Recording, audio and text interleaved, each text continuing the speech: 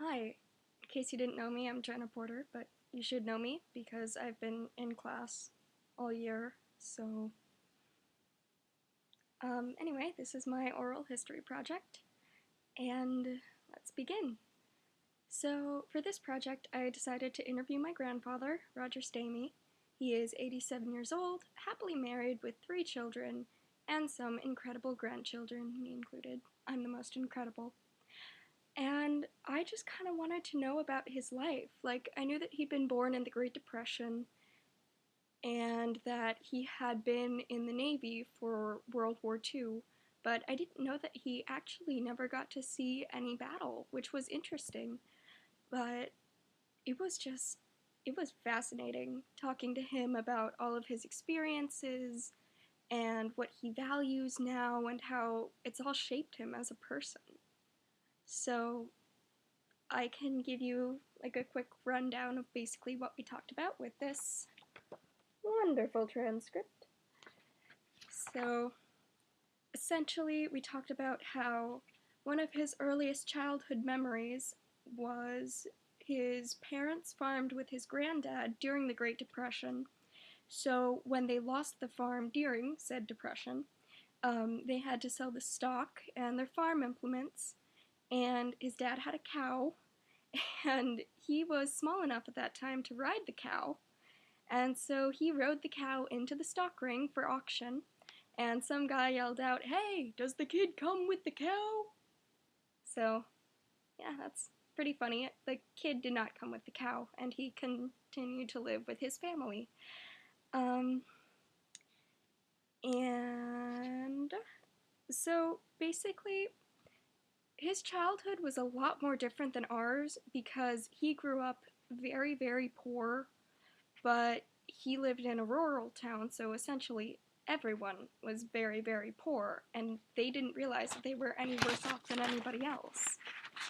And then he told me a little bit about how he and his siblings would go around house to house selling vegetables from their garden. And he always managed to sell the most because he was the youngest and he was the smallest, and people just took pity on him. So they had a steady stream of money, which was good. And it was also really interesting because they were the one farm in town that sold watermelons. And they lived about 5 miles out of town, but they were the only family there who actually sold watermelons. And people would come in at night to their watermelon patch and they would steal some. And so his father would sleep out there with a shotgun filled with rock salt. And he always said, "Oh no, kids, when I fire the gun, I fire it into the air as a warning shot so that people will know that I'm there with a gun and they will drop the watermelons and leave." But one night, they heard the shot, and the next morning, they found out there was a guy in the hospital with rock salt poisoning. So, yeah, his father didn't really just shoot at the sky.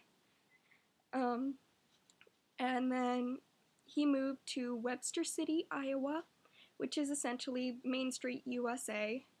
Um, that's the only real way I can describe it. He finished out his high schooling there, and it was just one of those stereotypical cute little towns, you know? Um, and he did have a car growing up, and he was one of the very cool people with a car because he had a 1944 Ford Cabriolet convertible, and it was $400 at that time, which he earned by working in a gas station after school and running a movie projector on the weekend.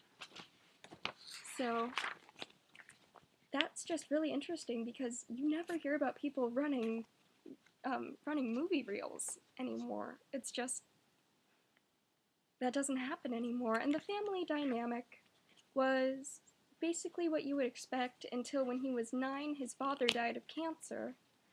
So then his mom had to take care of 4 children. His 2 older brothers, and his older sister, my Aunt Jane.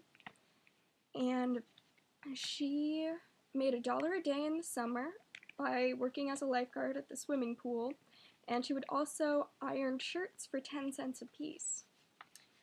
Um, and so when he was a teenager, he took on a paper route and he delivered papers to about 40 households, and the winters in Iowa were always freezing. And so he told me about this one time when it was particularly cold and his mom actually drove him on his paper route. That only happened once, because that's back in the time when parents essentially said, like, be tough, do it on your own.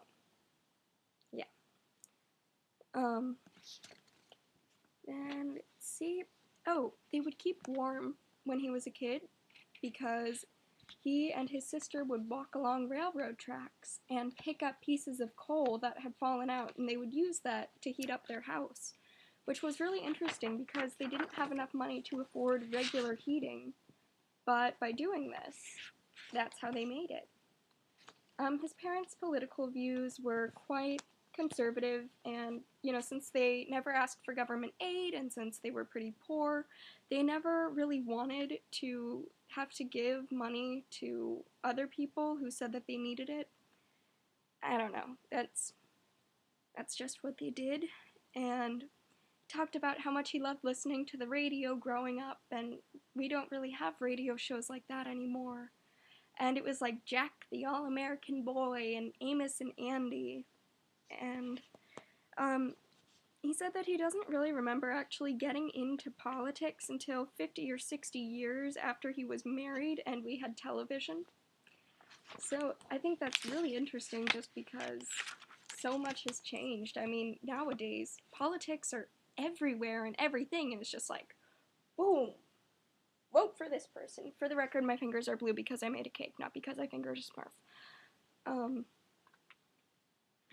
And he told me about some of his friends growing up and how one time they all took their parents' cars out and they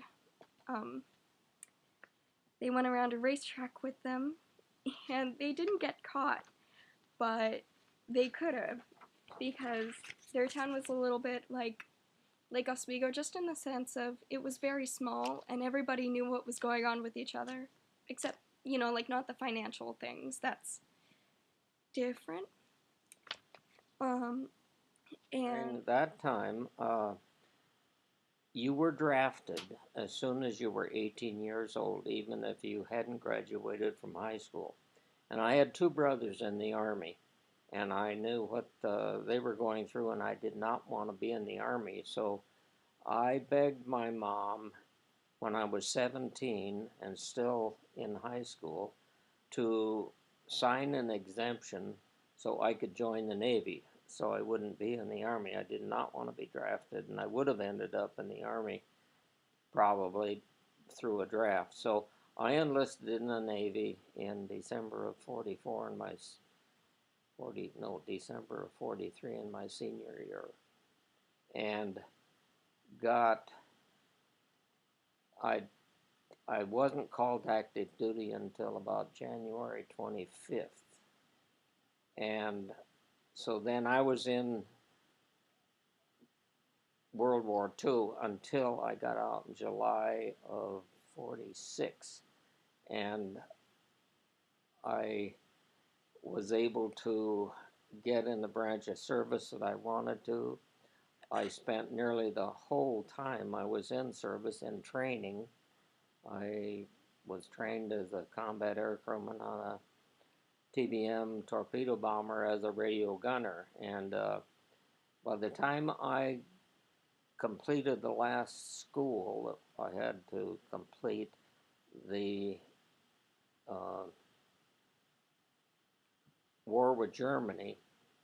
No, it was, yeah, we defeated Germany, and then they started shutting down all these training programs.